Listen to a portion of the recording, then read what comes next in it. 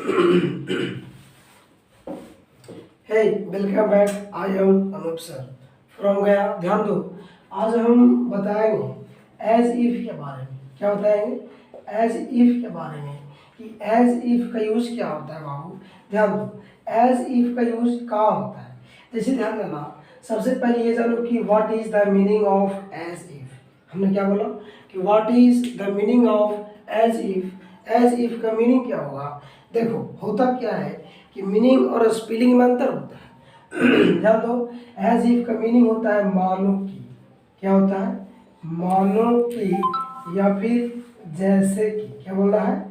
जैसे कि। देखो, तुमसे कोई बोला एज इफ तो समझ आना हिंदी होगा मानो कि या फिर जैसे कि। राइट।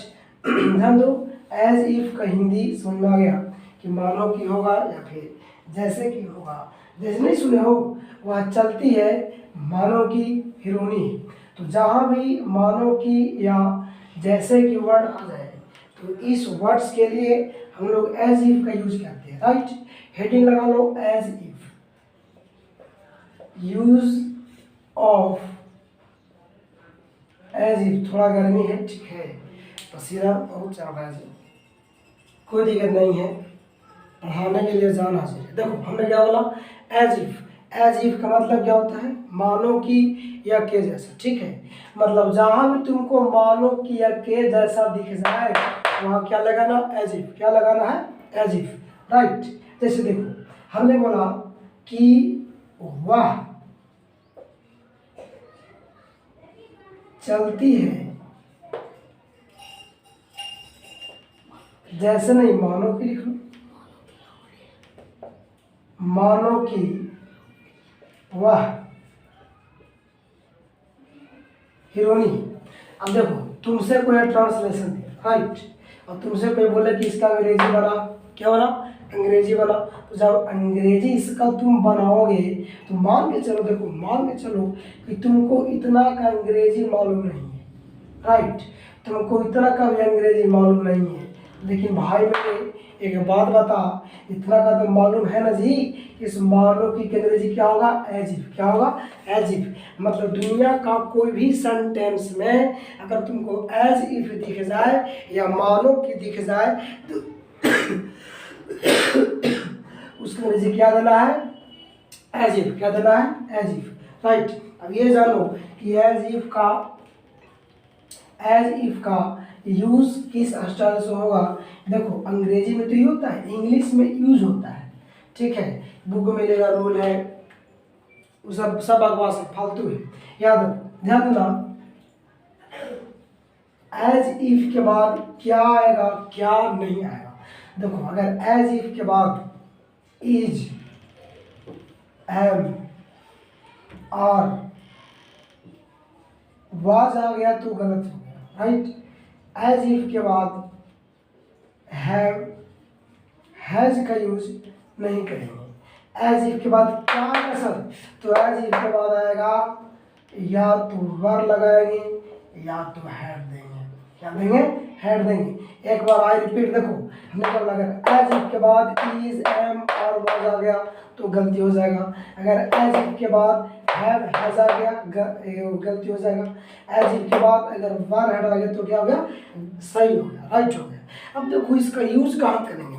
मतलब एज इफ के बाद दो ही वर्ड आता है, या तो तुम देना वर या देना हेड। और आगे देखो, एज इफ के बाद अगर तुमको V1, V3, V4, V5 मिल जाए तो गलत हो जाएगा, लेकिन अगर एज इफ के बाद तुमको V2 मिल जाए तो राइट हो जाएगा। क्या हो जाएगा? राइट हो जाएगा। मतलब जहाँ भी देखो, अब इसका मतलब होगा कि एज इफ के बाद तीन क्या आएगा? तीन आएगा। पहला या तो वर आ सकता है, देखो देखो यहाँ एज इफ के बाद क्या आ सकता है? वर। क्या आ सकता है? वर। या फिर इसके बाद हेड, क्या आएगा? हेड। अगर वर हेड नहीं आया तो क्या आएगा? V2 आएगा। क्या आएगा? V2 आएगा। मतलब दुनिया का कोई भी धरती पर अगर एज इफ लिख दे तो इसके बाद तीन चीज आएगा। पहला सर, या तो वर होगा, या तो हेड होगा, या तो V2 होगा। अब तुमको मन में बैठेगा, अच्छा ये बताइए V1 होगा क्या?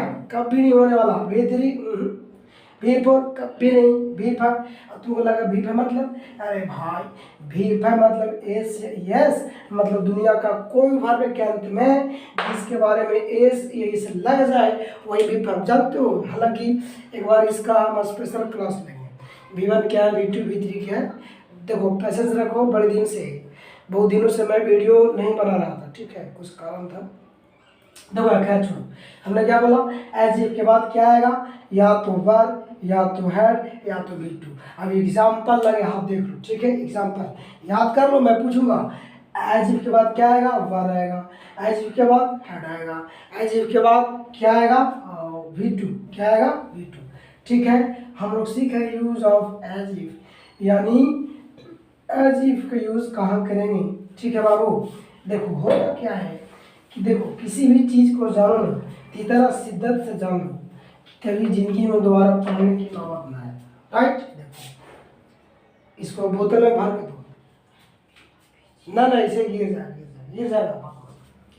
याद रखो, अब जैसे मान के चलो एग्जाम्पल लिया, हमने बोला ही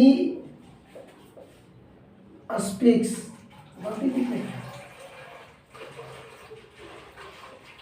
he speaks as if he was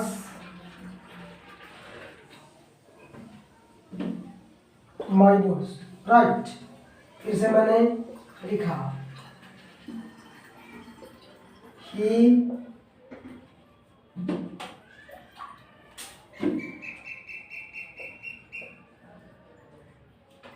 speaks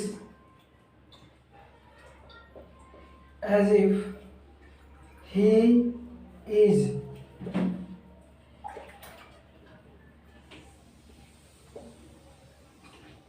my boss।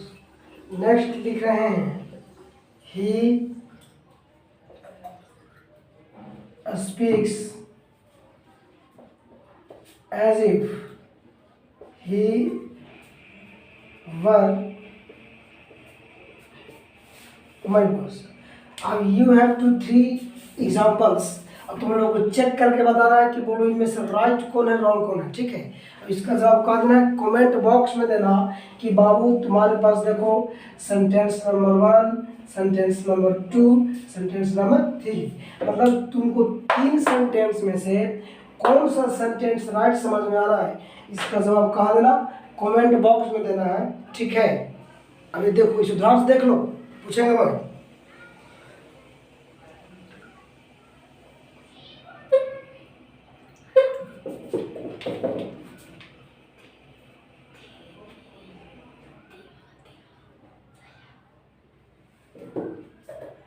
तीन का सेंटेंस राइट है। देखो एक बच्चा बता दिया 3 का सेंटेंस क्या है, राइट है। कैसे सर, अब देखो तुमको लगेगा क्या कि ही के बाद वाज आएगा। अच्छा एक बात बता, कभी भी तुम सीखो कि ही के बाद वार आता है, दिल नहीं मानेगा। तुम सब जानते ही के बाद ही जाएगा सर, ही के बाद वाज आएगा। अरे यार एक बात बताओ, कब तक तू ही के बाद ई सीखोगे, कब तक तू ही के बाद बात सीख। देखो यहाँ बोला इस वाज तो आता ही आता है। अब देखो, अब तुमको फीलिंग होगा कि अच्छी बात है, पहले ही फैसला कर लो कि तीनों में राइट कौन है। ध्यान दो, तू बता, खुद ही बता। देखो ही स्पीक्स मतलब ही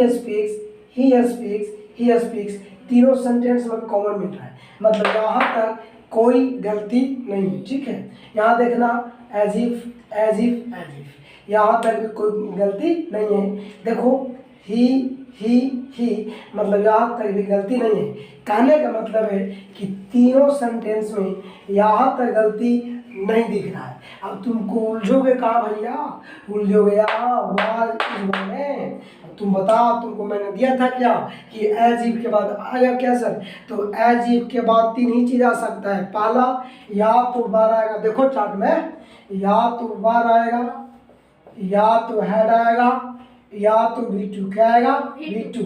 मतलब इसके बाद एज इफ के बाद 3 ही चीज आएगा, या तो एज इफ के बाद वर दोगे, या तो हेड दोगे, या तो V2 दोगे। चेक कर, बोलो एज इफ के बाद बोलो बाज आया कि ना आ गया, तो क्या ऐसे ही दिख रहा है?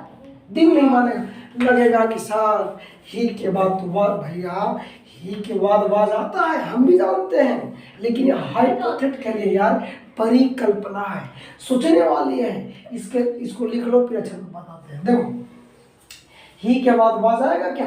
कभी नहीं आने वाला। क्यों? क्योंकि तुम्हारा सामने एज इफ खड़ा है, तो एज इफ के बाद बाज आएगा? कभी नहीं। तो सेंटेंस गलत नहीं है। अब तुम बोलो ही ऐसे सर, अरे भैया ही एज इफ के बाद कुछ देखो, एज इफ अगर आता ना है तो इस सब्जेक्ट से इसका कोई मतलब नहीं है। एज इफ और सब्जेक्ट में no relation between in it, इन दोनों में कोई संबंध होता ही नहीं है। अब एज इफ और ही दोनों अनजाने बाबू, तो एज इफ के बाद जो वर्ब आता है वो हमेशा सब्जेक्ट के अनुसार नहीं आता है, एज इफ के अनुसार आता है। ठीक है, देखो एज इफ के बाद क्या आ गया? इज आ गया। क्या आ गया? इज आ गया। तो बोलो क्या हो गया? गलत हो गया। लेकिन यहाँ पे बोलो एज इफ के बाद क्या है? वर्ब। बोलो सेंटेंस राइट हो कि नहीं हुआ? बाबू यही परम सत्य है, ध्यान दो मेरे बाबू, ध्यान देना। जो बोर्डों पर लिख देंगे नहीं वही राइट होगा। चेक करो, दुनिया का कोई किताब खोज लो, अगर एज इफ के बाद इज वाज मिल गया तो गलत। एज इफ के बाद या तो वर आएगा, या तो V2 आएगा, या तो हेड आएगा। ठीक है, एज इफ के कॉन्सेप्ट खत्म हो गया। राइट, चेक करो। अब देखो V2 कहाँ आता है, देखो थोड़ा सा देखो V2 का यूज कहाँ करते हैं। जैसे ध्यान देना, V2 आता कहाँ है। देखो होता क्या चीज़ है कि कोई लेकर नहीं जाता है, क्या करेगा, वीडियो थोड़ा सा चालू कर देगा और देखेगा अरे फालतू पढ़ा रहा है, डिलीट मार देगा। उसे नहीं करना था, शुरू से अंत तक देखो, ध्यान देना, यहाँ से बढ़िया बेसिक कहीं मिलने वाला नहीं है। ठीक है, ना ये कि नहीं मेरा चैनल है, मेरे चैनल का नाम है सनराइज इंग्लिश क्लासेस मांडर। अरे इतना छोड़ यार, मेरा नाम सर्च मारेगा ना अनूप वर्मा, तो तुमको मेरा चैनल मिल जाएगा। मेरे चैनल पर अंग्रेजी का वीडियो है, सिंटैक्स मैं बता रहा हूँ, क्या बताऊँ, सिंटैक्स, इस तरह का देखो। ठीक है, और मैं आप लोगों से वादा करता हूँ कि करीब करीब डेली बनाऊंगा। देखो कोई सिचुएशन आता है, थोड़ा सा रुक जाते हैं जी। ठीक है, अरे जाने पर आना है। देखो अब ध्यान देना, V2 कहाँ है, हमने बोला देखो V2 कहाँ आएगा। जैसे मान लो कि एज इफ दिया, क्या दिया, एज इफ दिया, तो एज इफ के बाद तुमको बीन मिल गया। क्या मिल गया? बीन मिल गया, विनिंग मिल गया, वन मिल गया। ठीक है, तो अब तुम ईमानदारी से बोलो एज इफ के बाद क्या आएगा? विन, विनिंग या वन। विन मतलब जीतना, विन मतलब जीतना, तो बोलो विन तुम्हारा V1, विन तुम्हारा V1, winning V4, one V2। तो बोलो एज इफ के बाद विन, विनिंग, वन। तो कमेंट में लिखो कि एज इफ के बाद क्या आएगा? वन। क्यों सर? क्योंकि तुम्हारा V2 है। क्या है? V2 है। मतलब होता है बाबू कि दुनिया का कोई सेंटेंस में अगर तुमको एज इफ मिल जाए तो इसका अंग्रेजी होगा, सॉरी इसका हिंदी होगा मानो कि। क्या होगा? मानो कि, या फिर जैसे कि। नहीं सुनो, वह चलती है मानो कि रोनी है, वह दहाड़ता है मानो कि शेर है, मानो कि शेर है। He roars as if he were a lion, he were a lion. She walks, सुनो, she walks as if she were a heroine. क्या? हीरोइन। अब सी के बाद बाज नहीं देना। देखो सी के बाद बाज कब आएगा? जब सी से पहले एज इफ का यूज नहीं होगा। लेकिन जब सी से पहले एज इफ आ गया भाई मेरे, तो बोलो बाज की वर आएगा। क्या आएगा? वर आएगा। फिर सुनो, एज इफ के बाद तीन चीज आएगा। पहला, या तो तुम एज इफ के बाद V2 लगाओगे, या तो एज इफ के बाद वर देना, या तो एज इफ के बाद हेड लगाना। ठीक है, जैसे सर एज इफ के बाद तुमको हैड मिल गया, हैज मिल गया, हेड मिल गया, तो बोलो तुमको क्या एज इफ के बाद क्या दोगे? हेड। क्या दोगे? हेड। क्यों आएगा? क्योंकि एज इफ एक हाइपोथेटिकली है, परिकल्पना, सोचेगा ना बाबू। जैसे हमने बोला मान, ऐसे देखो बोलेगा तुम चलते हो मानो कि शेर हो। अच्छा बोलो, सुनो, तुम चलते हो मानो कि शेर हो। अब बोलो तुम शेर की तरह चलते हो या तुम रियल में शेर हो? बोलो भाई, तुम चलते हो मानो कि शेर हो, तो बोलो तुम शेर की तरह चलते हो या तू जन्म से शेर है।